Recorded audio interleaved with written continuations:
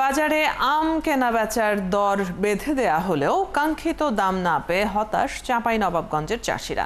এদিকে অনলাইন ব্যবসায়ীরা লাভবান হলেও ভোক্তা পর্যায়ে আমের দাম চলে যাচ্ছে নাগালের বাইরে। জেলার আম শিল্পকে রক্ষার জন্য সমন্বিত উদ্যোগ নেওয়া জরুরি মনে করছেন চাষি ও ভোক্তারা। AKS রোকনের তথ্য ছবিতে প্রতিবেদন।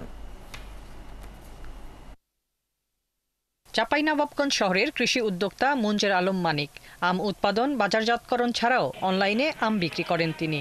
আম চাষি হিসেবে সরাসরি আম বিক্রি করে সফল না হলেও অনলাইনে বিক্রি করে বেশ লাভবান হচ্ছেন। তার মতে প্রশাসনের নজরদারির অভাব এবং কুরিয়ার সার্ভিসের অতিরিক্ত চার্জ সহ নানা সমস্যায় জেলার চাষিরা কাঙ্ক্ষিত লাভ পাচ্ছেন না।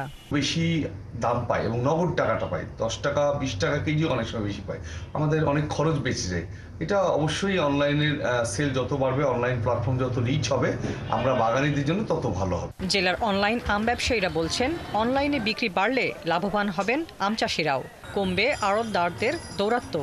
লেবার কস্ট, ভ্যান ভাড়া, কুরিয়ার, এই চার্জগুলো সবকিছু অ্যাড করতে যেয়ে আমাদের খরচ অনেক বেশি পরিমাণে বৃদ্ধি পেয়ে যায়। তবে কুরিয়ার সেবা প্রতিষ্ঠানগুলোকে জবাবদিহিতার আওতায় আনার পাশাপাশি ডাক বিভাগকে সক্রিয় করার পরামর্শ ভোক্তা, চাষি ও অনলাইন ব্যবসায়ীদের। কুরিয়ার প্যাকেজিং এবং বিভিন্ন খরচ আছে, কিন্তু ডাক বিভাগ আপনার হচ্ছে 1.5 টাকা কেজিতে আম পাঠানোর কথা থাকলো, কানসাট আম বাজারে এখানে কোনো ডাক বিভাগের কোনো পয়েন্ট নাই। ট্রেনে একটা উদ্যোগ নিয়েছিল যে কম খরচে ঢাকায় পৌঁছে দিবে বা বিভিন্ন জায়গায় পৌঁছে দিবে এবং ডাক বিভাগেও পৌঁছে দিবে, কিন্তু ওদের কোনো নির্দিষ্ট পয়েন্ট নাই। এদিকে ভোক্তা পর্যায়ে আমের দাম চড়া হলেও জেলার আম চাষিরা বাজারের দাম না পেয়ে হতাশ।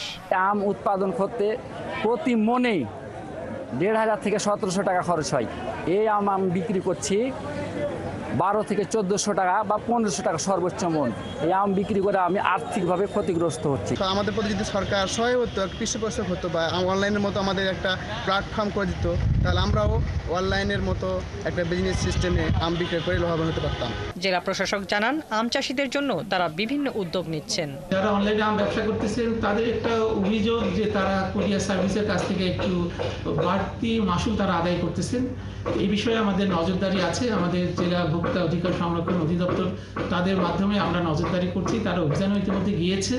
আমাদের এই অভিযান আরো অব্যাহত থাকবে। জেলার প্রায় 30 ভাগ আম এখন অনলাইনের মাধ্যমে বিক্রি হয়ে থাকে। হাসিবা আলী বর্ণা, 71।